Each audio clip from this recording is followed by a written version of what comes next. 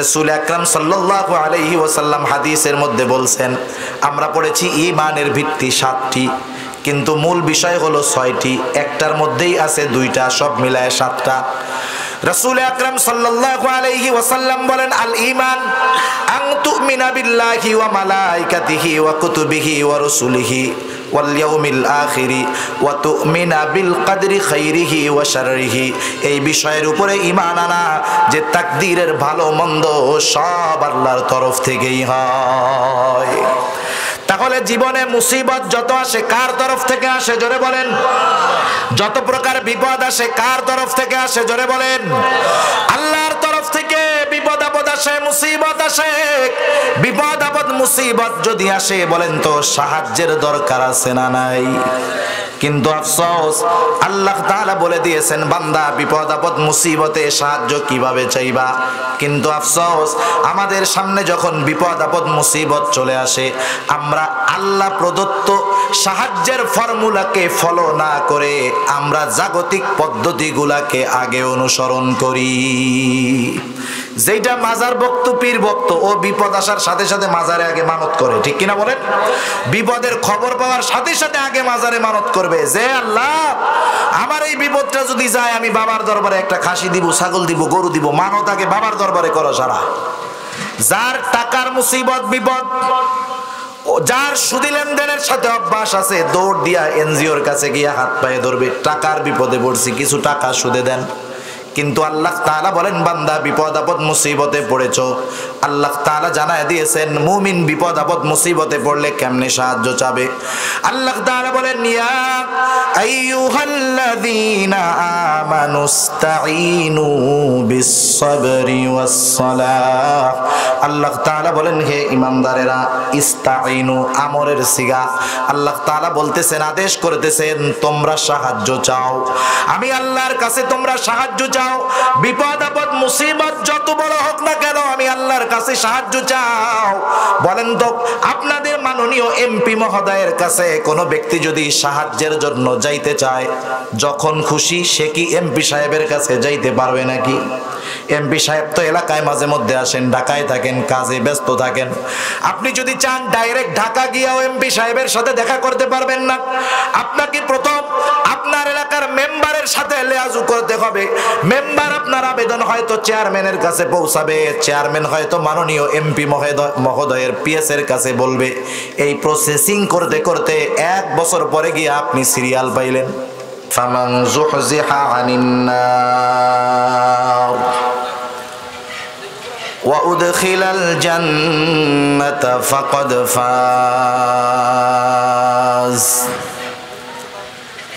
আল্লাহ রাব্বুল আলামিন বলেন, যে আগুন থেকে বেঁচে, জাহান্নাম থেকে বেঁচে জান্নাতে প্রবেশ করতে পারলো, সে হয়ে গেল সফল।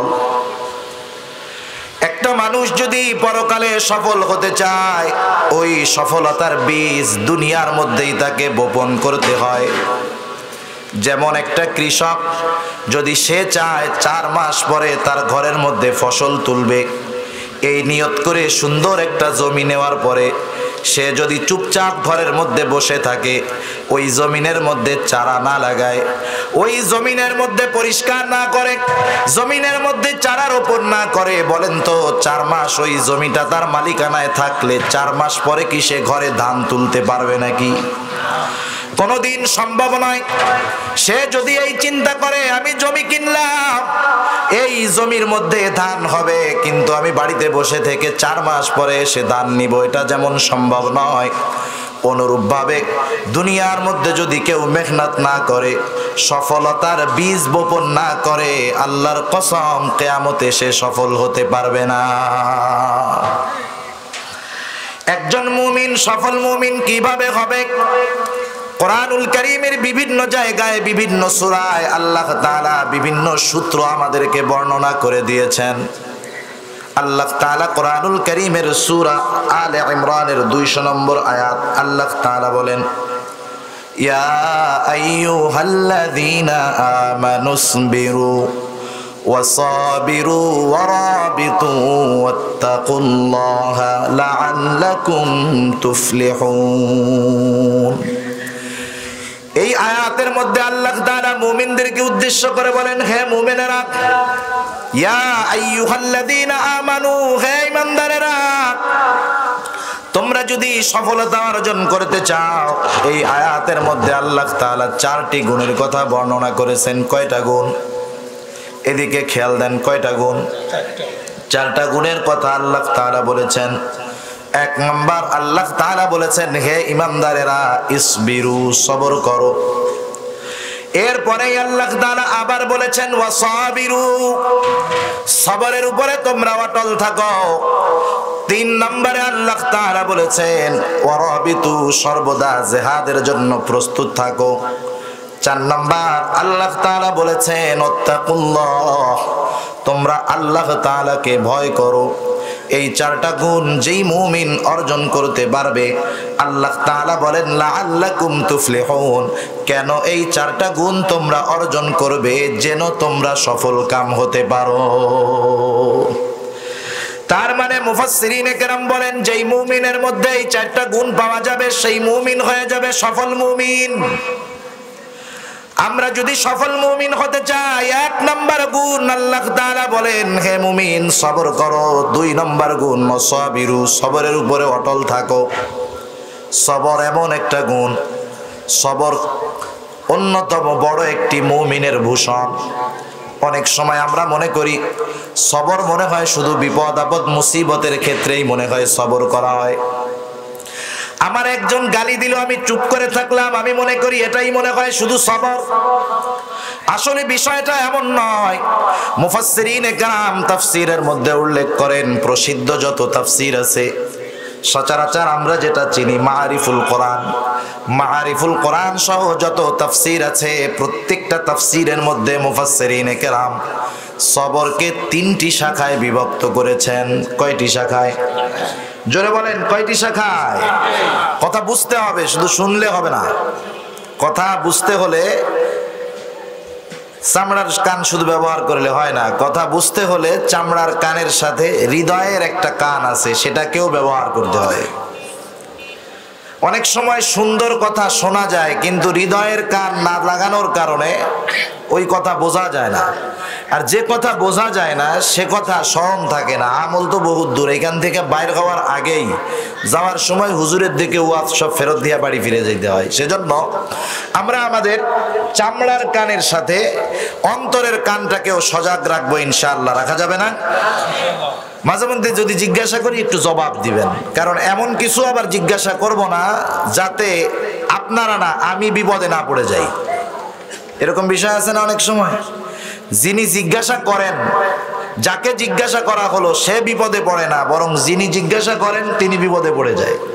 এরকম কিছু জিজ্ঞাসা করা হবে না, ভয় নাই। যা বলবো তাই জিজ্ঞাসা করব। জিজ্ঞাসা করার কারণ হইল যে আপনারা সজাগ আছেন কিনা, বুঝতেছেন কিনা। কারণ ছোটবেলায় দাদা দাদির গল্প আপনারা শুনছেন না? ছোটবেলায় আমরা তো, এখন বাচ্চারা ঘুমাইতে গেলে ওদের হাতে মোবাইল দেওয়া লাগে। মা বাপ ঘুমাইতে বলে আগে দাও একটু গেমস খেলে নেই। কিন্তু আগের সময় যখন ছোটবেলায় আমরা ঘুমাইতে যাইতাম, আমরা দাদা দাদি, বাজার দাদা দাদি নাই, মারে বলতো একটু গল্প শোনাও। দাদি এইবার রূপকথার গল্প শুরু করছে। দাদির গল্প চলে ততক্ষণ যতক্ষণ হুহা চলে, ঠিক কিনা বলেন? হুহা শেষ, গল্পও শেষ। সেজন্য জিজ্ঞাসা করলে আপনারা একটু জবাব দিবেন, তাইলে আমি বুঝতে পারবো যে না, সজাগ আছেন এখনো। তাহলে সবরের শাখা হলো 3টা। কয়টা? সবরের শাখা হলো 3টা। 1 নাম্বার সবরুন আলাত তাআত, 2 নাম্বার সবরুন আনিল মাসি, 3 নাম্বার সবরুন আলাল মাসাইব। 1 নাম্বার সবর হলো সবরুন আলাত তাআত, তথা আনুগত্যের মধ্যে সবর। প্রত্যেকটা মুমিন আনুগত্য করে কার? জোরে বলেন তো। আল্লাহ তাআলার আনুগত্য করে, তার রাসূলের আনুগত্য করে। এক কথায় সবরুন আলাত তাআতের আরেকটা পরিভাষা হলো সবরুন আলাল ইবাদাহ, ইবাদতের মধ্যে সবর। ইবাদতের মধ্যে যদি কোনো ব্যক্তি সবর অর্জন করতে চায়, তাহলে কি করণীয়? কারণ আমি আপনি ছোট বড় যত ইবাদত করি না কেন, ইবাদত যত ছোট হোক আর বড় হোক, বলেন তো ইবাদতের একমাত্র হকদার কে? আল্লাহ তাআলা হলেন ইবাদতের হকদার। এখন আমি আপনি যদি আমার আপনার ইবাদতটাকে সবরওয়ালা ইবাদত বানাতে চাই, তাহলে আমার আপনার ইবাদতটাকে সুন্দর ইবাদত বানাতে হবে। কারণ আল্লাহ তাআলা আমাদের উপরে এমন কিছু চাপায়া দেন নাই। আল্লাহ তাআলা বলেন নাই মুমিন তুমি শুধু দিনভর নামাজ পড়বা, জিন্দেগি ভর রোজা রাখবা, এমনটা আল্লাহ বলেন নাই। আল্লাহ তাআলা অনেক ইবাদতের কথা বলেন নাই, বরং আল্লাহ তাআলা কোরআনুল কারীমের মধ্যে সুন্দর ইবাদতের কথা বলছেন। আল্লাহ তাআলা সূরা মুলকের মধ্যে বলেন আল্লাযী খালাকাল মাউতা ওয়াল হায়াতা লিয়াবলুয়াকুম আইয়ুকুম আহসানু আমালা। আল্লাহ তাআলা বলেন আল্লাযী খালাকাল মাউতা ওয়াল হায়াত, যিনি মাউত এবং হায়াতকে তথা মরণ এবং জীবনকে সৃষ্টি করেছেন তিনি হলেন আল্লাহ। আল্লাহ তাআলা কেন জীবন এবং মরণ এবং জীবনকে আল্লাহ সৃষ্টি করেছেন? আল্লাহ তাআলা বলেন লিয়াবলুয়াকুম, এই জীবন এবং মৃত্যুর সৃষ্টি আল্লাহ তাআলা করেছেন তোমাদের পরীক্ষা নেওয়ার জন্য তথা আমাদের পরীক্ষা নেওয়ার জন্য। কি পরীক্ষা আল্লাহ তাআলা নেবেন? আল্লাহ তাআলা বলেন পরীক্ষা হলো আইয়ুকুম আহসানু আমালা, তার আমলটা কত সুন্দর, এই সুন্দর আমলের পরীক্ষা আল্লাহ তাআলা নেবেন। তাহলে একটা পাইলাম সবরওয়ালা ইবাদত দরকার, দ্বিতীয়টা পাইলাম সুন্দর ইবাদত দরকার। এখন প্রশ্ন হলো যার ইবাদতটা সুন্দর মূলত তার ইবাদতটাই হলো সবরওয়ালা ইবাদত। এখন আমি আপনি আমার আপনার ইবাদতকে সবরওয়ালা সুন্দর ইবাদত কিভাবে করতে পারবো? যদি আমার আপনার ইবাদতের মধ্যে দুইটা জিনিস পাওয়া যায় তাহলে আমার আপনার ইবাদতগুলা সবরওয়ালা সুন্দর ইবাদত হয়ে যাবে। বলেন ইবাদত সবরওয়ালা সুন্দর ইবাদত হওয়ার জন্য দুইটা জিনিস কম্পালসারি। কয়টা জিনিস? দুইটা জিনিস লাগবেই লাগবে। এই দুইটা জিনিস একসাথে লাগতে হবে, থাকতে হবে। একটা যদি থাকে আর একটা যদি না থাকে কিন্তু কাজ হবে না। এই যে আমাদের সামনে লাইটগুলা জ্বলতেছে কত সুন্দর আলো দেয়, বলেন তো এই প্রতিটা লাইটের সাথে কয়টা তার আছে? জোরে বলেন কয়টা তার? কথা বুঝতেছেন? প্রতিটা লাইটের সাথে আছে দুইটা করে তার। একটার মধ্যে আছে 220 ভোল্টের কারেন্ট, আর একটার মধ্যে কারেন্ট নাই, আর্থিং লাইন। এখন যদি কোনো মানুষ চিন্তা করে জিন্দেগি ভর দুইটা লাইট দিয়া লাইটটারে জ্বালাইলাম, আজকে নিয়ত করলাম শুধুমাত্র কারেন্টের লাইন দিয়া লাইটটাকে জ্বালাবো, আর্থিং লাইন দিব না। 220 ভোল্ট নয়, ও যদি 1000 ভোল্টের লাইন এনেও লাইটের এক পাশে লাগায়, কিয়ামত পর্যন্ত যদি সে এই লাইটটাকে জ্বালানোর প্রচেষ্টা করে, বলেন তো লাইট জ্বলবে নাকি? কিন্তু 220 ভোল্ট নয়, মাঝে মধ্যে যদি ভোল্টেজ একটু কমও থাকে কিন্তু আর্থিনের লাইনটা যদি সুন্দর মতো লাগায় দেয়, অনেক আলো না দিলেও কমপক্ষে বাতিটা জ্বলে উঠবে। অনুরূপভাবে ইবাদত এবং সুন্দর হওয়ার জন্য দুইটা জিনিসই দরকার। একটা বেশি হলে হবে এমনটা নয়, দুইটাই লাগবে। এক নাম্বার যেই জিনিসটা লাগবে সেটার নাম হলো ইখলাস। ইখলাস তথা হলো নিয়তের পরিশুদ্ধতা লাগবে। এজন্য রাসূলুল্লাহ সাল্লাল্লাহু আলাইহি ওয়াসাল্লাম বলেন আখলিস দীনাকা ইয়াকফিকাল আমালুল কলিল। তোমার ইখলাসকে পরিশুদ্ধ করো, নিয়ত পরিশুদ্ধ করো, অল্প আমল নাজাতের জন্য যথেষ্ট হয়ে যাবে। দুনিয়াতে প্রতিটা মানুষ আমরা যা আমল করি, আমার সারা জিন্দেগির আমল আল্লাহ রাব্বুল আলামিনের সামনে হাজির করা হবে, উপস্থিত করা হবে। আমি আপনি যা আমল করেছি কিয়ামতের ময়দানে সব আমলগুলো আল্লাহর সামনে উপস্থিত করা হবে। আল্লাহ তাআলা বলেন ওয়াকাদিমনা ইলা মা আমিলু মিন আমালিন ফাজআলনাহু হাবাআম মানসুরা। আল্লাহ তাআলার সামনে যখন আমাদের আমলগুলোকে হাজির করা হবে, ওই আমলগুলোকেই আল্লাহ তাআলা গ্রহণ করবেন যেই আমলগুলোর মধ্যে আল্লাহর সন্তুষ্টি ছিল। যেই আমলগুলা ছিল ইখলাসবিহীন, আল্লাহর সন্তুষ্টিবিহীন, আল্লাহ তাআলা সেই আমলগুলার ব্যাপারে বলেন আমি আল্লাহ তাআলা ওই আমলগুলাকে আল হাবাউল মানসুরে পরিণত করে দিব। আল হাবাউল মানসুর এটাকে আবার কি বলা হয়, কোন জিনিস এইটা? একটা মিসাল দিলে আপনাদের বুঝতে সহজ হবে। এই অঞ্চলগুলোতে তো অবশ্যই টিনের ঘর আছে না? টিনের ঘরের উপরে মাঝে মধ্যে চালের মধ্যে স্ক্রু উঠে যায়, তখন একটা ছিদ্র হয়ে যায়। দুপুর বেলায় যখন ওই চালের উপরে প্রচন্ড রোদের প্রখরতা পড়ে, ঘরের দরজা জানালা যদি আটকানো থাকে, ওই সূর্যের আলো চালের উপরে পড়ার কারণে ওই টিনের চালর ছিদ্র দিয়ে ঘরের মধ্যে একটা আলোর রেখা পড়ে। খেয়াল করে দেখবেন, ঘর আপনার যত পরিষ্কার থাকুক না কেন, যখন ওই আলোর রেখাটা ঘরের মধ্যে পড়ে, ওই রেখার মধ্যে অগণিত ময়লা উঠতে দেখা যায়। ওই ময়লাগুলো এখানেও আছে, অনেক ময়লা আছে, কিন্তু আমাদের চোখ দিয়ে এই ময়লাগুলো দেখা সম্ভব না। এই ধুলাগুলা এমন ধুলা, এটা নিশ্চিহ্ন ধুলা, যার কোনো চিহ্ন নাই। এত ধুলা থাকার পরেও আমরা কি মনে করি এখানে ধুলা আছে? নাই, কারণ এটা নিশ্চিহ্ন, এটা খালি চোখে দেখা যায় না। আল্লাহ রাব্বুল আলামিন ইখলাসবিহীন আমলগুলোকে এইরকম নিশ্চিহ্ন করে দিবেন।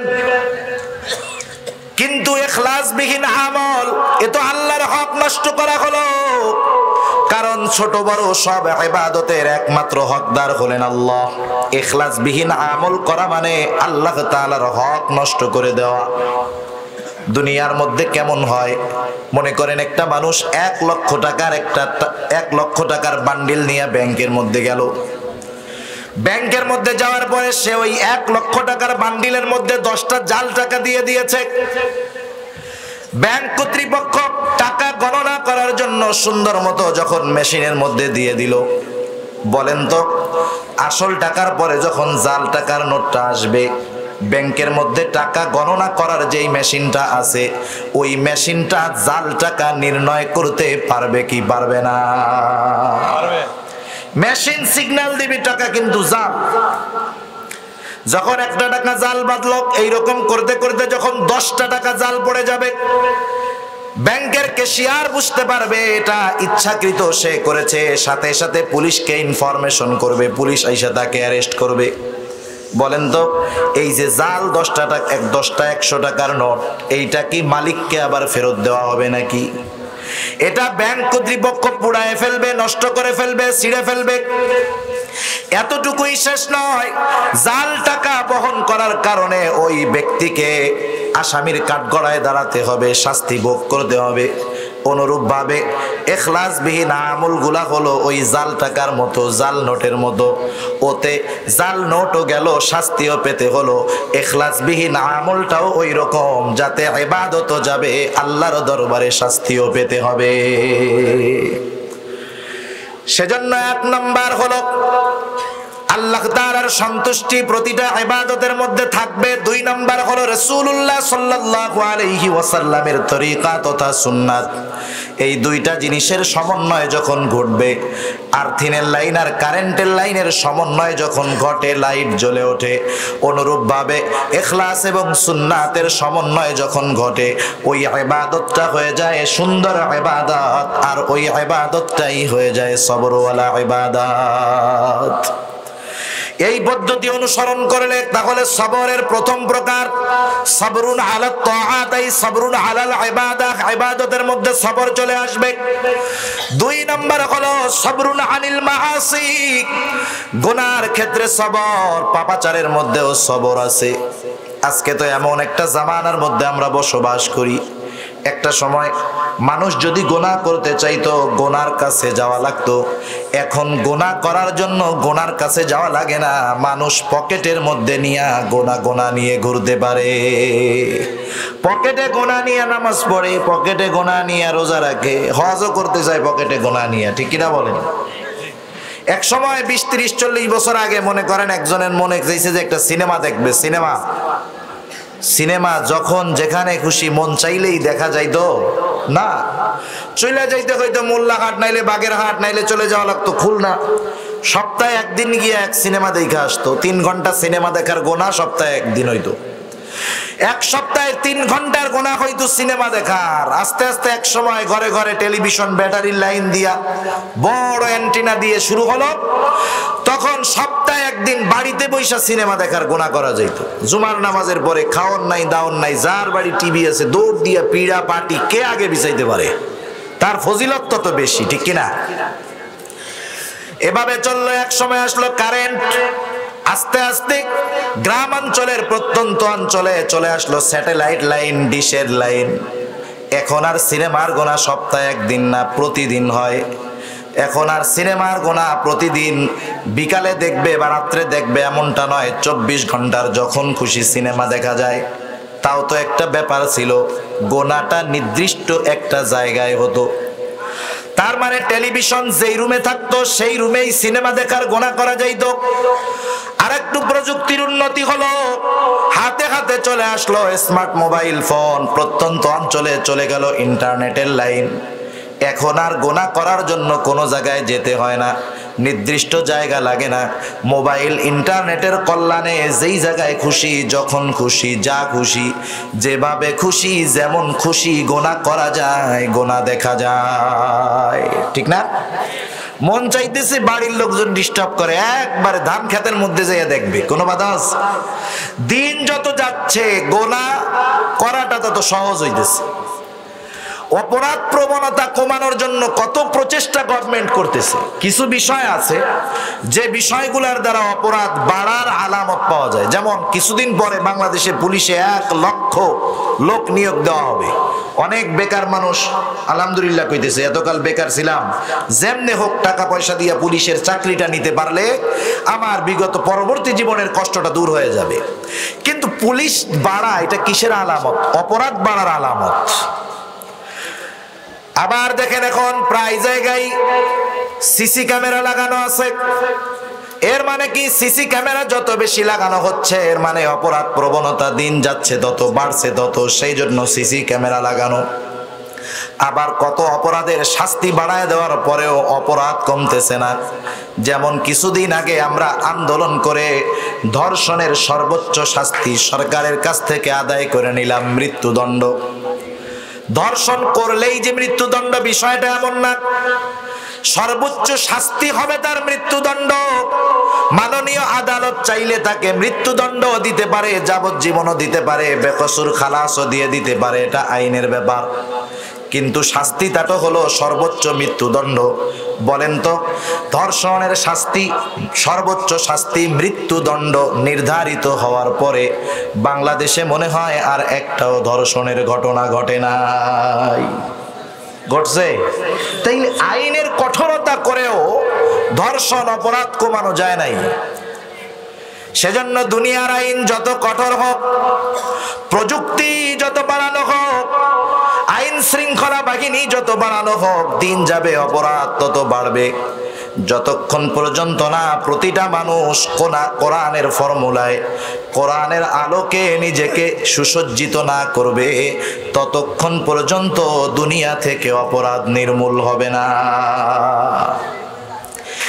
অপরাধ, যে ব্যক্তি অপরাধ করে, মনে করেন একটা যুবক ছেলের বদ অভ্যাস আছে ইপটিজিং করা।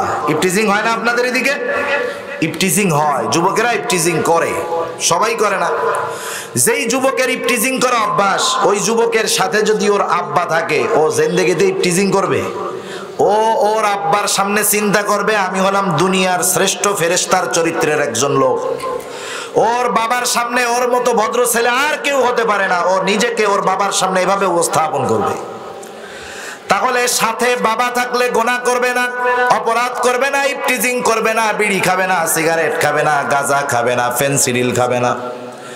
আবার যদি এলাকার মানুষেরা দেখে ফেলবে, এই লজ্জায় সে হয়তো অনেক সময় অপরাধ করবে না।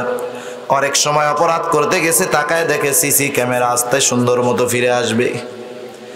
একদিন একটা ভিডিওর মধ্যে দেখছি যে এক লোক চুরি করছে, চুরির মাল জিনিস নিয়ে হাঁটা দিবে, তাকায় দেখে উপরে সিসি ক্যামেরা, কাম তো সারা রেকর্ড হয়ে গেছে। আস্তে চুরির মালগুলো জায়গা মতো রাইখা সিসি ক্যামেরার সামনে যায় এরকম 2 হাত দিয়ে মাপসাই কাম ধরে খায়, আর জীবনে করব না। এই যে যে অপরাধটা করলো না সিসি ক্যামেরার লেন্সের ভয়ে, ঠিক কিনা বলবো? তাহলে মানুষ দেখে ফেলবে, জেনে ফেলবে, সিসি ক্যামেরায় রেকর্ড হয়ে যাবে, এই ভয়ে আমরা গুনাহ করি না, পাপ করি না, অপরাধ করি না। আমি তো সিসি ক্যামেরার পেছনে যখন যাব সিসি ক্যামেরা রেকর্ড করতে পারবে না। দিনের বেলায় মানুষে দেখবে, রাতের বেলায় তো মানুষে দেখবে না, গুনাহ আমি করতে পারবো। কিন্তু কিছু বিষয় যদি আমি আমার অন্তরের সাথে দৃঢ়ভাবে বদ্ধমূল করতে পারি, আল্লাহর কসম করে বলা যায় ওই বিষয়গুলা যদি আমার অন্তরের মধ্যে যথাযথভাবে থাকে, আমার চরিত্র দিনের আলোয় যেমন, মানুষের সামনে যেমন, রাতের আধারেও আমার চরিত্রটা তেমনই হয়ে যাবে। শুধু কিছু বিশ্বাস আমার জীবনের গতিপথকে পাল্টিয়ে দিতে পারে, কিছু বিশ্বাস আমাকে গুনাহমুক্ত জিন্দেগি দান করতে পারে। বলেন তো, আমি আপনি যা কিছু করি, যখন করি, যেভাবে করি, যে জায়গায় করি, দুনিয়ার কেউ না দেখলেও দেখেন কে? আরো যারা বলেন দেখেন কে? আল্লাহ রাব্বুল আলামিন দেখেন। সূরাতুল কাফ আল্লাহ তাআলা বলেন, ওয়ালাকাদ খলাকনাল ইনসানা ওয়া না'লামু মা তুওয়াসওয়িসু বিহি নাফসুহু ওয়া নাহনু আকরাবু ইলাইহি মিন হাবলিল ওয়ারিদ। আল্লাহ রাব্বুল আলামিন বলেন, ওয়ালাকাদ খলাকনাল ইনসান। আল্লাহ তাআলা বলেন, আমি আল্লাহ মানুষকে সৃষ্টি করেছি। শুধু তাই নয়, ওয়া না'লামু মা তুওয়াসওয়িসু বিহি নাফসুহু, আমি আল্লাহ জানি মানুষের অন্তরে কোন জিনিসে ওয়াসওয়াসা দেয়। বলেন তো, ওয়াসওয়াসা জিনিসটা দেখা যায় নাকি? ওয়াসওয়াসা দেখা যায়, কিন্তু আমার আপনার রব আল্লাহ তাআলা কি বলেন? ওয়া না'লামু মা তুওয়াসওয়িসু বিহি নাফসুহু, ওয়াসওয়াসা কিন্তু বাহিরে দেয় না। আমার আল্লাহ তাআলা বলেন, ও আমার বান্দা, আমি যে শুধুই তোমার স্রষ্টা বিষয়টা এমন নয়, আমি আল্লাহ তাআলা তোমার অন্তরের মধ্যে কোন জিনিসে ওয়াসওয়াসা দেয় এটাও আমি আল্লাহ তাআলা জানি। আল্লাহ তাআলা কেমন জানি আমার আপনার প্রশ্নের জবাব দিচ্ছেন। আয় আল্লাহ, আপনি কেমনে জানেন? আমি যদি এই প্রশ্ন আমরা যদি আল্লাহ তাআলাকে করি, আয় আল্লাহ আপনি কেমন করে জানেন আমার অন্তরের মধ্যে কোন জিনিসে ওয়াসওয়াসা দেয়? আমার এই প্রশ্নের জবাবটা, আমাদের প্রশ্নের জবাবটা আল্লাহ তাআলা বলতেছে, আমার বান্দা, আমি তোমার অন্তরের ওয়াসওয়াসার খবর জানার কারণ হলো ওয়া নাহনু আকরাবু ইলাইহি মিন হাবলিল ওয়ারিদ। আমি আল্লাহ তোমার অন্তরের ওয়াসওয়াসার খবর জানার কারণ হলো আমি তোমার শাহরগের চাইতেও অধিক নিকটবর্তী। সুবহানাল্লাহ বলেন। একটা কথা, সহজ কথা, আমি আমার থেকে যত নিকটে, আমার আল্লাহ আমার চাইতে তা অনেক বেশি বেশি গুণ অধিক নিকটে। আমি আমার থেকে যত কাছে, তার চাইতে বেশি কাছে কে? আল্লাহ। আমি তো যা দিয়া দেখি এইটারেও দেখি না, দেখি কি দিয়ে? আমরা কি দিয়ে দেখেন আপনারা? জোরে বলেন, কি দিয়ে? আপনার চোখ, আমার চোখ আয়না ছাড়া কয়দিন দেখছি? একদিনও দেখছি আমি? আপনি দেখছেন? কেউ দেখে নাই। তাহলে যেটা দিয়া দেখি সেটারেই দেখতে পারি না, কপালটারেও দেখতে পারি না, নাকটাকেও দেখতে পারি না, নিজের দাঁতগুলারেও দেখতে পারি না। আয়না ছাড়া পেছনের দিক তো দেখি না। অথচ আমার আল্লাহ তাআলা আমার সব কিছু দেখেন। শুধু দেখেন তা নয়, আমার অন্তরের মধ্যে অদৃশ্য বিষয় ওয়াসওয়াসা, এটাকেও আল্লাহ তাআলা দেখেন এবং জানে। আল্লাহ দিনের বেলায় মনে হয় শুধু দেখে, এইগুলা রাতে আর দেখে না। দেখে তো? সর্ব অবস্থায় আল্লাহ রাব্বুল আলামিন দেখেন। আমি কোনটা গোপন করি, কোনটা লুকাই, দুনিয়ার কেউ জানে না, কিন্তু আমার আল্লাহ তাআলা জানেন। আল্লাহ তাআলা বলেন, নবীকে আপনি বলে দেন, কুল ইন তুখফু মা ফি সুদুরিকুম আও তুবদুহু ইয়ালামহুল্লাহ। তোমরা কোনটা গোপন করো, কোনটা অন্তরের মধ্যে লুকায় রাখো, সব আল্লাহ তাআলা জানেন। সুবহানাল্লাহ। তাহলে যে আল্লাহ আমার অন্তরের খবর জানে, সে আল্লাহ আমার অঙ্গ প্রত্যঙ্গের দ্বারা যত পাপ করি এগুলো আল্লাহ তাআলা জানেন না? আল্লাহ রাব্বুল আলামিন এরপরে বলেন, বান্দা আমি একা শুধু জানি তা নয়, শুনে নাও। ইয ইয়াতালাক্কাল মুতালাক্কিয়ানি আনিল ইয়ামিনি ওয়া আনিশ শিমালি কাঈদ। আল্লাহ রাব্বুল আলামিন আমাদের প্রত্যেকের ডান কাঁধে আর বাম কাঁধে দুইজন ফেরেশতা নিযুক্ত করে রাখছেন। এই দুইজন ফেরেশতাকে আমরা বলি কিরামান কাতিবিন, সম্মানিত লেখকদ্বয়। আল্লাহ তাআলা আরেক জায়গায় বলেন কিরামান কাতিবিনা ইয়ালামুনা মা তাফআলুন। আল্লাহ তাআলা বলেন সম্মানিত লেখকদ্বয় কিরামান কাতিবিন, জানে তোমরা কি আমল করো।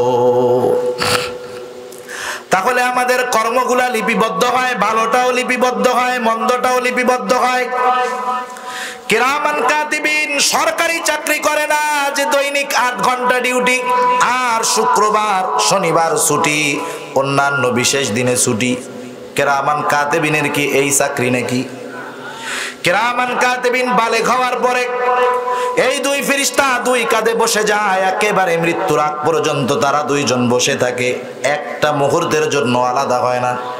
রাতের আধারে যে যেই পাপ করুক না কেন, অপরাধ করুক না কেন, আল্লাহ তো দেখেনি, সাথে সাথে এরাও গুনার সাক্ষী হিসাবে থেকে যায়। কর্মগুলা লিপিবদ্ধ করা হয়। আরো একজন ফেরেশতা আছে, আল্লাহ তাআলা তার ব্যাপারে বলেন মা ইয়ালফিযু মিন কাওলিন ইল্লা লাদাইহি রাকীবুন আতীদ। প্রত্যেকটা মানুষের সাথে সদা তৎপর একজন ফেরেশতা আছে। আমি আপনি মুখ দিয়া বাহির করার সাথে সাথে যেই কথাই বাহির করি না কেন, ও ওইটারে রেকর্ড করে ফেলে। সুবহানাল্লাহ। ওই ফেরেশতা আমার সাথেও আছে, আপনাদের সবার সাথেই আছে। ফোনে যখন কথা বলে, ফোনে যারা কথা বলতেছে বেগানা নারী পুরুষের সাথে, যেই জায়গায় যা বলতেছে, ষড়যন্ত্র চক্রান্ত যা করতেছে, সবগুলা ওই ফেরেশতা রেকর্ড করে ফেলতেছে। মাঝে মধ্যে দেখেন না দুনিয়ার মধ্যে মোবাইলের কল রেকর্ড ফাঁস হইলে কত বিপদ। আমার আপনার সারা জিন্দেগির কল রেকর্ড গুলা যদি ফেরেশতা মানুষের সামনে ফাঁস করে দেয়, মাটির তলে মাথা দিয়া ছাড়া কোনো উপায় থাকবে না, ঠিক কিনা বলেন? দুনিয়ার মেমোরি মাঝে মধ্যে ফরম্যাট হয়ে যায়, ভাইরাসে ধরতে পারে, কিন্তু এই ফেরেশতা যেই কথাগুলা সংরক্ষণ করেছে কোনোদিন এই কথাগুলা ডিলিট হবে না। এরা তো আছে। শুধু তা নয়, আমি আপনি যেই অঙ্গ প্রত্যঙ্গগুলা দিয়ে গুনাহ করি, পাপ করি, অপরাধ করি, এরাও কিন্তু আমার গুনার সাক্ষী হিসাবে দুনিয়ার মধ্যে আছে।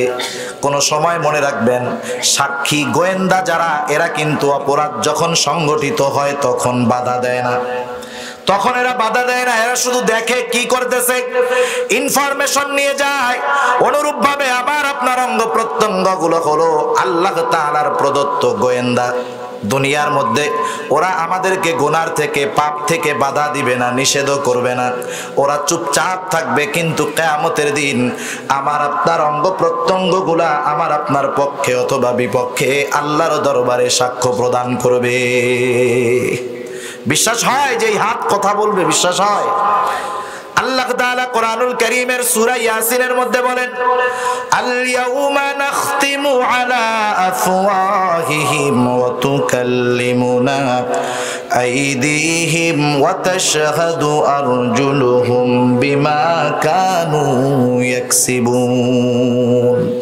আল্লাহ রাব্বুল আলামিন বলেন আল ইয়াউম, আজকের এই দিন অর্থাৎ কিয়ামতের দিন, নাখতিমু আলা আফওয়াহিহিম, আমি তাদের মুখের উপরে মোহর মেরে দিব। সেই দিন তাদের বাক শক্তি রুদ্ধ হয়ে যাবে, মুখ দিয়ে কথা বলার মতো ক্ষমতা থাকবে না।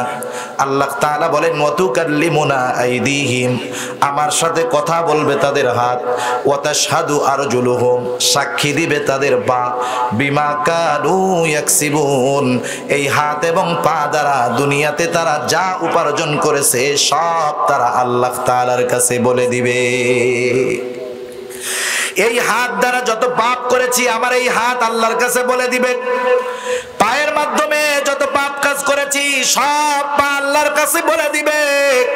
শুধু তাই না, আল্লাহ তাআলা আরো এক জায়গায় বলেন শাহিদা আলাইহিম সামউহুম ওয়া আবসারুহুম ওয়া জুলুদুহুম বিমা কানু ইয়াকসিবুন। আল্লাহ তাআলা বলেন শাহিদা আলাইহিম সামউহুম, তাদের বিপক্ষে সাক্ষী দিবে তাদের কান, সাক্ষী দিবে তাদের চোখ, সাক্ষী দিবে তাদের চামড়া। বলেন তো দুনিয়ার কোন মানুষের হাত, পা, চোখ, কান, নাক, চামড়া এগুলা কথা বলে নাকি? দুনিয়ায় কথা বলে না। যখন কিয়ামতের ময়দানে এই অঙ্গ প্রত্যঙ্গগুলা কথা বলবে, যার বিরুদ্ধে সাক্ষী দিবে সে একটু হতবাক হয়ে যাবে, বলবে এইটা আবার কি হলো। ওই মানুষেরা তখন এই অঙ্গ প্রত্যঙ্গকে উদ্দেশ্য করে বলবে, ক্বালু লিজুলুদিহিম লিমা শাহিদতুম আলাইনা। চামড়াকে উদ্দেশ্য করে তারা বলবে, কিরে চামড়া, আজকে আমার বিরুদ্ধে কেন তুমি সাক্ষী দাও? চামড়া সেই দিন বলবে, ক্বালু আনতাকানাল্লাহুল্লাযী আনতাকা কুল্লা শাই। সেই দিন চামড়া বলবে, শোনো, আজকে আমাকে কথা বলার ক্ষমতা তিনি প্রদান করেছেন, যিনি সবাইকে কথা বলার ক্ষমতা দিয়েছে। এই যে চিন্তা ভাবনাগুলা আমার আল্লাহ আমাকে দেখতেছে, ফেরেশতারা আমার কর্মগুলা লিপিবদ্ধ করতেছে, আরেকজন ফেরেশতা আমার কথাগুলা রেকর্ড করতেছে, আমার অঙ্গ প্রত্যঙ্গগুলা আমার বদ কর্মের সাক্ষী হয়ে যাচ্ছে। বলেন তো, এগুলা কি আমার কথা, আমার দাদার কথা, না আমার বাপের কথা? কার কথা? জোরে বলেন, কার কথা? আল্লাহ তাআলার কথা। কোনো সন্দেহ নাই, সন্দেহের অবকাশ নাই। সন্দেহ করলেও সে বেঈমান। মনে রাখতে হবে, ওই আল্লাহ তাআলা আমাদেরকে যেই বিষয়গুলো জানায় দিলেন, কোন মুমিন ব্যক্তি সে যদি এই কথাগুলা অন্তরের মধ্যে দৃঢ়ভাবে বদ্ধমূল করতে পারে, তার জীবন চলে যেতে পারে, সে কখনো পাপের দিকে ধাবিত হবে না। তাহলে সবরের দ্বিতীয় প্রকার হলো সবরুন আনিল মাআসি। পাপাচারের ক্ষেত্রে সবর। পাপাচারের ক্ষেত্রে সবর করার পদ্ধতি হলো এই বিষয়গুলা অনুসরণ করা। 3 নম্বর সবর হলো সবরুন আনিল মাসায়েব। বিপদ আপদ মুসিবতের ক্ষেত্রে সবর। আপনাদের কষ্ট হইতেছে? কষ্ট হয়? তাহলে যাদের কষ্ট না হয় একটু উঠা বসা করবেন না। উঠা বসা করলে মনোযোগ নষ্ট হয়ে যায়। আমি তো গান সঙ্গীত মঙ্গীত পারি না, এটা আমার একটা সমস্যা। গজলও পারি না, আবার অন্য কৌতুকও পারি না, যে ঠ্যাংয়ের উপর চেয়ারের উপরে ঠ্যাং তুইলা কমু খেলা হবে, এগুলা আমি পারি না। আমি যে কথাগুলা বলতেছি আমার কথা, জোরে বলেন না আমার কথা। মনে করেন প্রাইম মিনিস্টার আপনাদের মন্ত্রীর মাধ্যমে, এমপি সাহেবের মাধ্যমে আপনাদের উদ্দেশ্যে চিঠি পাঠাইছে। মাননীয় এমপি সাহেব শেখ হেলাল উদ্দিন সাহেব আপনাদের সামনে প্রধানমন্ত্রীর চিঠি পাঠ করে শোনাইতেছে। যদি কেউ বলে আমার ভালো লাগতেছে না রে, বলতেছে শেখ হেলাল সাহেব, কিন্তু ভালো না লাগাটা শেখ হেলাল সাহেব পর্যন্ত থাকবে না, প্রাইম মিনিস্টার পর্যন্ত চলে যাবে, ঠিক কিনা বলেন? সেজন্য কোরআন সুন্নাহর কথা যাদের ভালো লাগে না, মজা লাগে না, মূলত ওদের আল্লাহর কথাই মজা লাগে না। যেই মালিকের কথা মজা লাগে না, সেই মালিকের জান্নাতে যাইতে চাও, গেরানো পাবা না কোনোদিন, ঠিক কিনা বলেন? সেজন্য যেই বক্তা সে যেই হোক, সেলিব্রিটি না হোক। এখন তো মানুষ সেলিব্রেশন করার জন্য সেলিব্রিটির কাছে আসে। এখনের ওয়াজ মাহফিলগুলো হইছে সেলিব্রেশন। সেলিব্রেশন মানে হলো উপভোগ করা। সেলিব্রেশন করার জন্য আসে। কেন? সেলিব্রিটি বক্তা আসে, সেলিব্রিটি বক্তার সাথে শ্রোতারা সেলিব্রেশন করার জন্য আসে, উদযাপন করার জন্য আসে। সেজন্য অবস্থা ফাঁকা, ওয়াজ মাহফিল বেশি, আমলের খবর নেই, ঠিক কিনা বলেন? আল্লাহ তাআলা আমাদেরকে ওই ধরনের বিষয়গুলো থেকে হেফাজত করুক, জোরে বলি আমিন। সেজন্য অল্প সময়, আর কষ্ট নিয়েন না, অল্প সময়। কষ্ট পাইছেন নাকি কথাগুলাই? তাহলে সবরের তৃতীয় প্রকার হলো সবরুন আলাল মাসায়েব। বিপদ আপদ মুসিবতের ক্ষেত্রে সবর। বিপদ আপদ মুসিবত সবার হয় না? সবার হয়, কারণ আল্লাহ তাআলা কোরআনে জানায়া দিয়েছেন দুনিয়াতে আল্লাহ তাআলা আমাদের পরীক্ষা নেবেন, এটা স্বাভাবিক ব্যাপার। আল্লাহ রাব্বুল আলামিন পরীক্ষা নেবেন দুনিয়ায়। কোরআনুল কারীমের মধ্যে ১৫০০ বছর আগেই আল্লাহ তাআলা পরীক্ষার কথাগুলা জানায়া দিয়েছেন। কারণ যদি পরীক্ষা হঠাৎ করে আল্লাহ তাআলা নিতেন, তাহলে পরীক্ষায় পাস করা মুমিনের জন্য কঠিন হয়ে যাইত।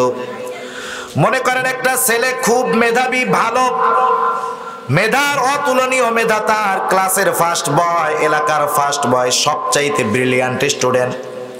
সে মনে করেন রাতের বেলা ঘুমায় আছে, কোনো টেনশন নাই। ঘুম থেকে সকালবেলায় ওঠার পর পর বলা হলো যে চলো তোমাকে বাংলা, অঙ্ক, ইংরেজি সহ সবগুলা সাবজেক্টের পরীক্ষা দিতে হবে।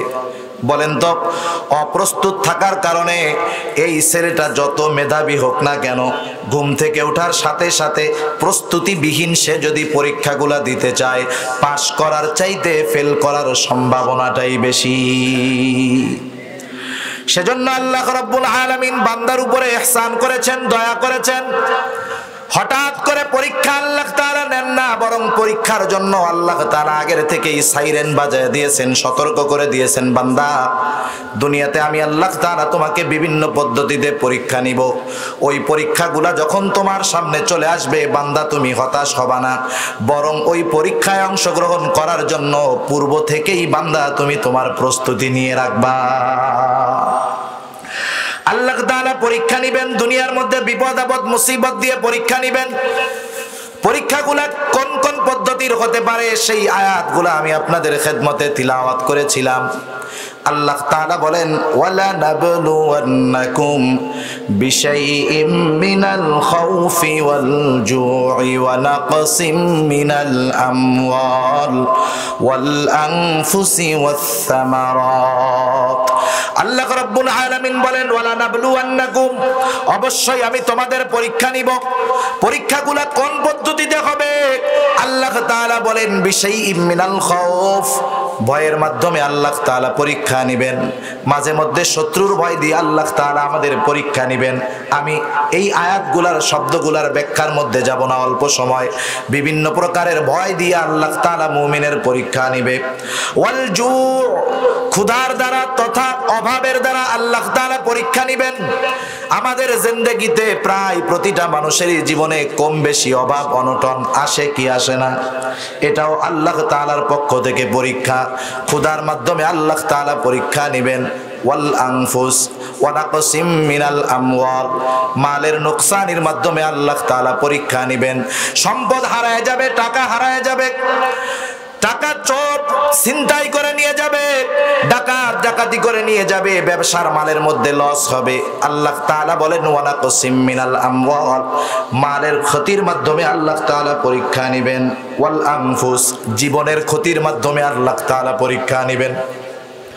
মুফাসসিরিনে কেরাম বলেন, জীবনের ক্ষতিটা হতে পারে নিজের জীবনের অথবা অন্য কারো জীবনের। হতে পারে আমি এখান থেকে ঢাকার উদ্দেশ্যে রওনা দিলাম, দুর্ঘটনা হলো, অ্যাক্সিডেন্ট করলাম, মরেও যাইতে পারি, হাত পা ভাঙাও যাইতে পারে।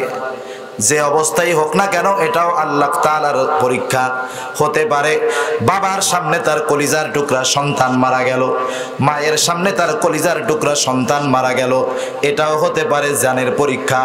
এই জন্য আল্লাহ রাব্বুল আলামিন বলেন, ওয়াল আনফুস, জানের ক্ষতির মাধ্যমে তিনি পরীক্ষা নিতে চান।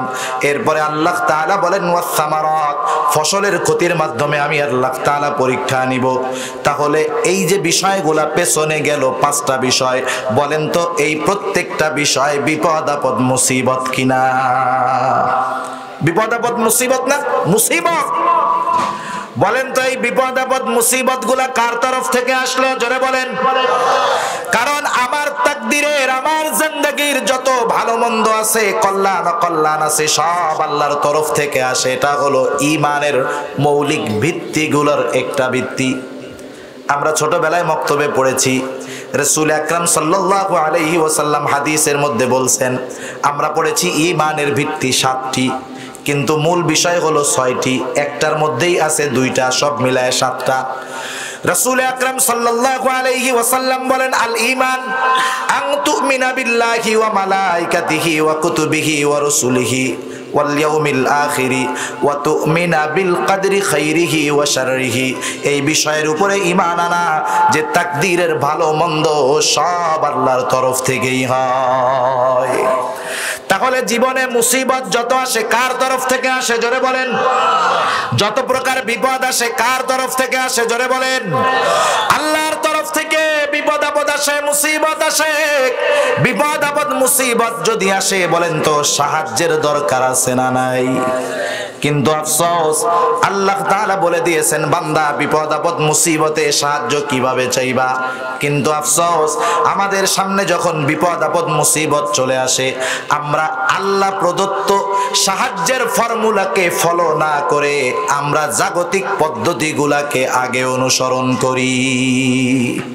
যেটা মাজার ভক্ত, পীর ভক্ত, ও বিপদ আসার সাথে সাথে মাজারে আগে মানত করে, ঠিক কিনা বলেন? বিপদের খবর পাওয়ার সাথে সাথে আগে মাজারে মানত করবে যে, আল্লাহ আমার এই বিপদটা যদি যায়, আমি বাবার দরবারে একটা খাসি দিব, ছাগল দিব, গরু দিব। মানত আগে বাবার দরবারে করো সারা। যার টাকার মুসিবত বিপদ, যার সুদী লেনদেনের সাথে অভ্যাস আছে দৌড় দিয়া এনজিওর কাছে গিয়া হাত পায়ে ধরবে, টাকার বিপদে পড়ছি কিছু টাকা সুদে দেন। কিন্তু আল্লাহ তাআলা বলেন বান্দা বিপদ আপদ মুসিবতে পড়েছো, আল্লাহ তাআলা জানায় দিয়েছেন মুমিন বিপদ আপদ মুসিবতে পড়লে কেমনে সাহায্য চাবে। আল্লাহ তাআলা বলেন ইয়া আইয়ুহাল্লাযীনা আমানুস্তাঈনু বিস-সাবরি ওয়াস-সালাহ। আল্লাহ তাআলা বলেন হে ঈমানদারেরা, ইস্তাঈনু আমরের সিগা, আল্লাহ তাআলা বলতেছেন আদেশ করতেছেন তোমরা সাহায্য চাও, আমি আল্লাহর কাছে তোমরা সাহায্য চাও। বিপদ আপদ মুসিবত যত বড় হোক না কেন আমি আল্লাহর কাছে সাহায্য চাও। বলেন তো আপনাদের মাননীয় এমপি মহোদয়ের কাছে কোনো ব্যক্তি যদি সাহায্যের জন্য যাইতে চায়, যখন খুশি সে কি এমপি সাহেবের কাছে যাইতে পারবে নাকি? এমপি সাহেব তো এলাকায় মাঝে মধ্যে আসেন, ঢাকায় থাকেন, কাজে ব্যস্ত থাকেন। আপনি যদি চান ডাইরেক্ট ঢাকা গিয়েও এমপি সাহেবের সাথে দেখা করতে পারবেন না। আপনাকে প্রথম আপনার এলাকার মেম্বারের সাথে লেয়াজু করতে হবে। মেম্বার আপনার আবেদন হয়তো চেয়ারম্যানের কাছে পৌঁছাবে, চেয়ারম্যান হয়তো মাননীয় এমপি মহোদয়ের পিএস এর কাছে বলবে। এই প্রসেসিং করতে করতে 1 বছর পরে গিয়ে আপনি সিরিয়াল পাইলেন।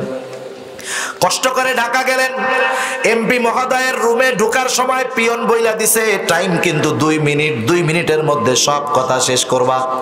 আপনার বিপদ হলো অনেক, 2 মিনিট তো সালাম বিনিময় আর কুশলাদি জিজ্ঞাসা করায় শেষ, টাইম শেষ, মূল কথা বলার কোনো সময় পাইলেন না, চান্স পাইলেন না। তার মানে দুনিয়ার যারা বড় আছে, প্রভাবশালী আছে, সম্পদওয়ালা আছে, এদের কাছে যখন মন চায় সাহায্য চাওয়া যায় না, প্রাণ ভরে কথা বলা যায় না। কিন্তু আহকামুল হাকিমিন রব্বুল আলামিন যুল আরশিল আযীম আল্লাহ রব্বুল আলামিন বলতেছে বান্দা বিপদ আপদ মুসিবত আসতেই পারে, তখন তোমার সাহায্যের যদি প্রয়োজন হয় তোমার অন্য কোনো ভায়া ধরা লাগবে না, মাধ্যম ধরা লাগবে না, তুমি আমি আল্লাহর কাছে সাহায্য চাও। সিস্টেম হলো দুইটা পদ্ধতি অবলম্বন করবা। 2টা পদ্ধতি হলো বিস-সাবরি ওয়াস-সালাহ, সবর এবং সালাতের মাধ্যমে আমি আল্লাহর কাছে সাহায্য চাও। যেই মুমিন বিপদ আপদ মুসিবতে এই 2টা পদ্ধতি অবলম্বন করে আল্লাহর কাছে সাহায্য চায়, সেই মুমিন প্রমোশন পেয়ে যায়। কি পায় জোরে বলেন? প্রমোশন পেয়ে যায়। কি প্রমোশন পায়? আল্লাহ তাআলা তার প্রমোশন দেয় সবের ধৈর্য ধারণকারী। আল্লাহ বিশেষ একটা ডিগ্রি লাগায় দেয়। আল্লাহ তাআলা এই কথা বলার সাথে সাথেই বলতেছেন ইন্নাল্লাহা মা'আস সাবিরিন, নিশ্চয়ই আল্লাহ রাব্বুল আলামিন ধৈর্যশীলদের সাথে রয়েছেন। সেজন্য বিপদ আপদ মুসিবত যদি আসে আল্লাহ তাআলার কাছে যারা সাহায্য চায় তারাই ওই পরীক্ষায় পাশ হয়েছে বলে বিবেচিত হয়। তাহলে বিপদ আপদ মুসিবত যখন আসবে সাহায্য চাইবো কার কাছে? আল্লাহর কাছে সাহায্য চাইলে পরীক্ষায় পাশ করা যাবে। আর যারা এই পরীক্ষায় পাশ করবে আল্লাহ তাআলা তাদের ব্যাপারে রাসূলুল্লাহ সাল্লাল্লাহু আলাইহি ওয়াসাল্লামকে জানায় দেন, হাবিব আপনি সুখ সংবাদ জানায় দেন, আনন্দ সংবাদ জানায় দেন। আল্লাহ তাআলা বলেন ওয়াবাশশিরিস সাবিরিন, আপনি ধৈর্য ধারণকারীদেরকে সুসংবাদ জানায় দেন। ধৈর্য ধারণকারীদেরকে এরপরে আল্লাহ তাআলা একটা আমল শিখায় দিলেন, কারণ বিপদ আপদ মুসিবত চলেই আসতে পারে। যখন মানুষের কাছে বিপদ আপদ মুসিবত আসবে মানুষের সর্বপ্রথম করণীয় বিষয়টা কি আল্লাহই শিখায়া দিয়েছেন। আল্লাহ বলেন আল্লাযীনা ইযা আসাবাতহুম মুসিবাতুন ক্বালু ইন্না লিল্লাহি ওয়া ইন্না ইলাইহি রাজিউন। আল্লাহ রাব্বুল আলামিনের পক্ষ থেকে সুসংবাদ ওই মানুষদের জন্য আল্লাযীনা ইযা আসাবাতহুম মুসিবা, যাদের কাছে যখন কোনো বিপদ আপদ মুসিবত হাজির হয়ে যায় তারা বলে ইন্না লিল্লাহ, আমরা আল্লাহরই জন্য, ওয়া ইন্না ইলাইহি রাজিউন, আবার আল্লাহর দিকেই আমরা প্রবর্তিত হব, আল্লাহর কাছেই আমরা ফিরে যাব। ইন্না লিল্লাহি ওয়া ইন্না ইলাইহি রাজিউন, এই দোয়াটা আমাদের সবার মুখস্থ আছে না নাই? অনেকে মনে করে এটা মনে হয় শুধু মানুষ মারা যাওয়ার দোয়া, মানুষ মরার দোয়া, বিষয়টা তা না। এই দোয়াটার সম্পর্কে সহিহ মুসলিমের একটা লম্বা হাদিস আছে। রাসূলুল্লাহ সাল্লাল্লাহু আলাইহি ওয়াসাল্লামের একজন সহধর্মিনী, তার নাম হলো উম্মে সালামা রাদিয়াল্লাহু তাআলা আনহা। অনেক মা বোন আছে মনে হয়, আপনারাও খেয়াল দিয়ে শুনবেন কথাটা। রাসূলুল্লাহ সাল্লাল্লাহু আলাইহি ওয়াসাল্লামের একজন সহধর্মিনী, তার নাম হলো উম্মে সালামা রাদিয়াল্লাহু তাআলা আনহা। উম্মে সালামার প্রথম স্বামীর নাম হলো আবু সালামা। উম্মে সালামা রাদিয়াল্লাহু তাআলা আনহা রাসূলুল্লাহ সাল্লাল্লাহু আলাইহি ওয়াসাল্লামের সাথে বিবাহের পূর্বে আবু সালামার সাথে বিবাহ হয়েছিল। উম্মে সালামা রাদিয়াল্লাহু তাআলা আনহা ঘটনা বর্ণনা করতেছেন যে আবু সালামার সাথে আমার সংসার জীবনটা খুব ভালো চলতেছিল। আমরা স্বামী স্ত্রী দুইজন, আল্লাহ তাআলা আমাদেরকে আরো দুইটা সন্তান দান করেছে। খুব সুন্দরভাবে আমাদের জিন্দেগি অতিবাহিত হচ্ছিল। আমি ঘরের মধ্যে, বাসার মধ্যে স্বামীর সম্পদ সন্তানের রক্ষণাবেক্ষণ করতাম, আর আবু সালামা বাহিরে গিয়ে পরিশ্রম করে উপার্জন করত এবং রাসূলুল্লাহ সাল্লাল্লাহু আলাইহি ওয়াসাল্লামের দরবারে গিয়ে বসতো। সে প্রতিদিন রাসূলুল্লাহ সাল্লাল্লাহু আলাইহি ওয়াসাল্লামের কাছ থেকে যা শিখে আসতো, বাসায় আসার পরে সেইটা আমাকে জানাইতো। আমি সেগুলা শিখতাম এবং তদনুযায়ী আমল করতাম। একদিন আবু সালামা রাসূলুল্লাহ সাল্লাল্লাহু আলাইহি ওয়াসাল্লামের দরবার থেকে ফিরে আসলো। আজকে আবু সালামার চেহারাটা বড় হাস্য উজ্জ্বল দেখা যায়। আমি জিজ্ঞাসা করলাম, ও আবু সালামা, কি ব্যাপার? আজকে তোমাকে কেন এত আনন্দিত দেখা যাচ্ছে, হাস্য উজ্জ্বল দেখা যাচ্ছে? আবু সালামা বলতেছে, ও উম্মে সালামা, আজকে রাসূলুল্লাহ সাল্লাল্লাহু আলাইহি ওয়াসাল্লাম আমাদেরকে এমন একটা আমল শিখাইয়া দিয়েছেন, যেই আমলটা যদি তুমি করতে পারো, আমরা করতে পারি, যত বড় বিপদ আপদ আসুক না কেন আল্লাহ তাআলা ওই বিপদ থেকে উদ্ধার করবেন। শুধু উদ্ধার করবেন তা নয়, ওই বিপদের মাধ্যমে মানুষ যা হারাবে তার চাইতে কল্যাণকর বস্তু আল্লাহ তাআলা তাকে দান করবে। আজীব এক দুআ, সহিহ মুসলিমের বর্ণনা। রাসূলুল্লাহ সাল্লাল্লাহু আলাইহি ওয়াসাল্লাম কি শিখায়া দিয়েছেন? আবু সালামা বলতেছে, ও উম্মে সালামা, যত বড় বিপদ আপদ আসুক না কেন তুমি পড়বা ইন্না লিল্লাহি ওয়া ইন্না ইলাইহি রাজিউন। সাথে সাথে পড়বা আল্লাহুম্মা আজুরনি ফি মুসিবাতি ওয়া আখলুফলি খায়রাম মিনহা। ইন্না লিল্লাহি ওয়া ইন্না ইলাইহি রাজিউন পড়বা। অর্থ হলো, নিশ্চয়ই আমরা আল্লাহর জন্য, আবার আল্লাহর কাছেই আমরা ফিরে যাব। আল্লাহুম্মা আজুরনি ফি মুসিবাতি, আয় আল্লাহ, আপনি আমার যে বিপদ দিয়েছেন সেই বিপদ থেকে আমাকে উদ্ধার করেন। শুধু উদ্ধার করবেন তা নয়, ওয়া আখলুফলি খায়রাম মিনহা, এই বিপদের দ্বারা আমার যে ক্ষতি হয়ে গেল আপনি এর চাইতে উত্তম বস্তু, উত্তম জিনিস আমাকে দান করেন। উম্মে সালামা রাদিয়াল্লাহু তাআলা আনহা এটা খুব সুন্দরভাবে মনে রাখছেন। মনে রাখতে হবে, যে কোনো আমলের ফলাফল পাওয়ার পূর্ব শর্ত হলো 100% ইখলাসের সাথে আমল করা। সাহাবাদের ইখলাস আর আমাদের ইখলাস তো সমান না, এটা তো তুলনা করারই কোনো সুযোগ নেই। উম্মে সালামার জীবন চলতেছে ভালো, ইতিমধ্যে উহুদের যুদ্ধের দামামা বেজে গেল। উম্মে সালামা রাদিয়াল্লাহু তাআলা আনহা বলেন, আবু সালামা সকলের সাথে উহুদের যুদ্ধে অংশগ্রহণ করলো। যুদ্ধ শুরু হয়ে গেল। দুইটা বর্ণনা, এক বর্ণনায় আসছে আবু সালামা উহুদের ময়দানে শহীদ হয়ে গেল, আর এক বর্ণনা উহুদের যুদ্ধে প্রচন্ড রকমের আহত হলেন তিনি। অসুস্থ আবু সালামা একদিন উম্মে সালামা রাদিয়াল্লাহু তাআলা আনহা ঘরের কাজ করতেছে।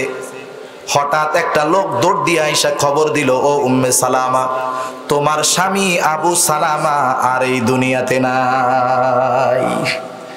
মনে করেন, যেই স্ত্রী তার স্বামী ছাড়া দুনিয়াতে আর কেউ নাই, শ্বশুর শাশুড়ি নাই, তার মা বাবা ভাই বোন কেউ নাই, শুধু আছে স্বামী। ঘরের মধ্যে দুইটা সন্তান, পেটের মধ্যে আর একটা সন্তান। এই মুহূর্তে এসে আমাদের দেশের মা বোনদেরকে যদি কেউ স্বামীর মৃত্যুর খবর দেয়, সে তো সারা দুনিয়া চিল্লাইয়া এক করে ফেলবে, ঠিক কিনা বলেন? আগে আল্লাহরে দোষ দিবে, ও আল্লাহ, তুমি কি আর কাউরে চোখে দেখো নাই, আমার স্বামীটারেই নিলা, ঠিক কিনা? চিৎকার শুরু করবে, গড়াগড়ি করবে, রোনাজারি শুরু হয়ে যাবে, চুল চাপড়াবে, মাথা চাপড়াবে, আর বলবে, আল্লাহ, আমার সব গেছে, সব শেষ, সব শেষ, আমার কি হবে, আমার পোলাপানের কি হবে? কিন্তু মা বোনেরা শিক্ষা নিয়ে রাখেন রাসূলের সহধর্মিনীরা কেমন ছিলেন। উম্মে সালামা রাদিয়াল্লাহু তাআলা আনহার কাছে যখন খবর আসলো, তিনি এমন কোনো কিছু করেন নাই। এই খবরটা তার জন্য জীবনের অন্যতম বড় একটা মুসিবত ছিল। ওই যে স্বামীর শেখায়া দেওয়া আমল, মুসিবতের সময় কোন আমল করবা, উম্মে সালামা রাদিয়াল্লাহু তাআলা আনহা সাথে সাথে পাঠ করলেন ইন্না লিল্লাহি ওয়া ইন্না ইলাইহি রাজিউন আল্লাহুম্মা আজুরনি ফি মুসিবাতি ওয়া আখলুফনি খায়রাম মিনহা। 100% ইখলাসের সাথে উম্মে সালামা এই দোয়াটা পাঠ করলো। স্বামীর দাফন কাফন হয়ে গেল, পেটের সন্তানটাও দুনিয়ার মধ্যে আসছে, কষ্টে দিন অতিবাহিত হচ্ছে। উম্মে সালামা রাদিয়াল্লাহু তাআলা আনহা বলেন, উম্মে সালামা বলেন আমি তো আবু সালামার শিখায়া দেওয়া সেই দোয়াটার উপরে আমল করেছি, যেটা রাসূলুল্লাহ সাল্লাল্লাহু আলাইহি ওয়াসাল্লাম বলেছেন। আমি কষ্টের মধ্যে দিন যাপন করতেছি আর মনে মনে চিন্তা করতেছি আমার স্বামী আবু সালামা চলে যাওয়া আমার জন্য সবচাইতে বড় বিপদের কারণ ছিল। তাহলে স্বামী হিসাবে আবু সালামা আমার কাছে ছিল সবচাইতে উত্তম। কি হতে পারে আমার এই মুসিবতের বিনিময়ে? আল্লাহ তাআলা এই মুসিবতের বিনিময়ে আমাকে কি দিবেন? কারণ আমি তো আল্লাহর কাছে বলেছি আল্লাহ ওয়া আখলুফলি খায়রাম মিনহা, এই বিপদের মাধ্যমে আমি যা হারাইছি তার চাইতে উত্তম বস্তু আমাকে দান করেন। কি হইতে পারে সেই উত্তম বস্তু? আমি এই চিন্তা প্রতিনিয়ত করি আর কষ্টের মধ্যে আমার দিন যাপন করতেছি। সাহাবাদের মধ্যে আমার কষ্টের খবরটা সবার কানে কানে পৌঁছায় গেল। এক সময় রাসূলুল্লাহ সাল্লাল্লাহু আলাইহি ওয়াসাল্লামের কাছেও পৌঁছায় গেল খবর যে আবু সালামার স্ত্রী উম্মে সালামা 3টা সন্তান নিয়ে বহুত কষ্টে জীবন যাপন করতেছে। উম্মে সালামা রাদিয়াল্লাহু তাআলা আনহা বলেন, একদিন দুপুরবেলায় আমি আমার পানির মশক ছিঁড়ে গেছে, সেটাকে আমি খেজুরের ছাল দিয়া সেলাই করতেছিলাম। পানির মশক হলো এটা চামড়ার ব্যাগ, এখন ডিজিটাল হলো।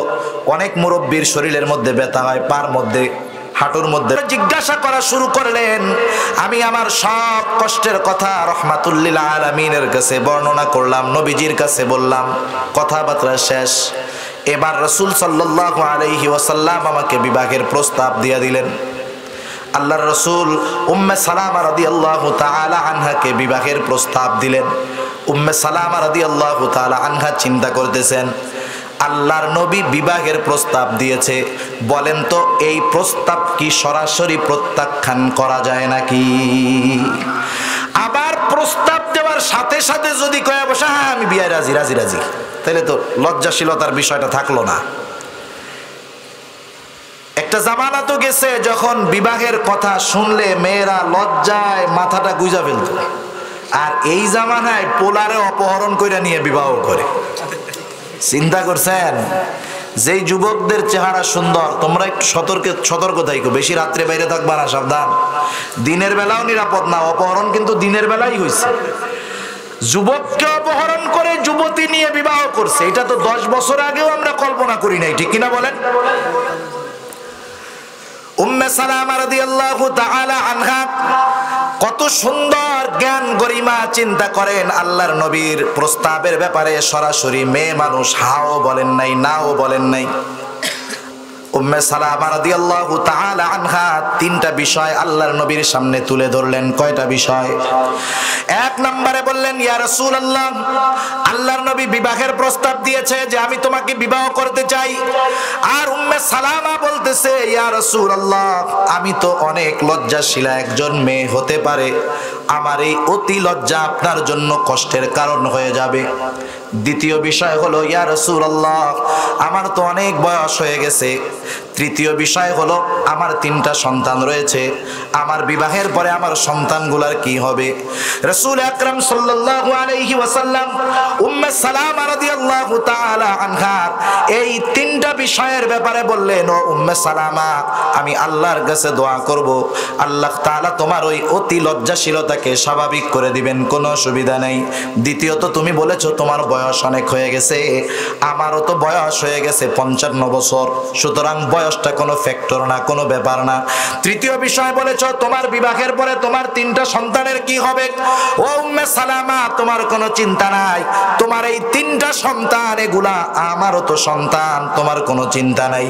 উম্মে সালামা রাদিয়াল্লাহু তাআলা আনহা বলেন, এইবার আর প্রস্তাবে না বলার কোনো সুযোগ নেই। রাসূলুল্লাহ সাল্লাল্লাহু আলাইহি ওয়াসাল্লামের সাথে আমার বিবাহ হয়ে গেল। আর আমি তখন চিন্তা করতেছিলাম যে আমার আল্লাহ আমার এই দোয়াটাকে কবুল করেছে।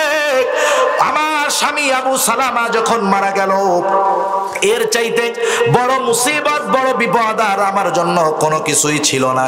আমি শুধু চিন্তা করতাম আবু সালামার বিনিময়ে, আবু সালামার চাইতে উত্তম জিনিস আল্লাহ আমাকে কি দিতে পারে।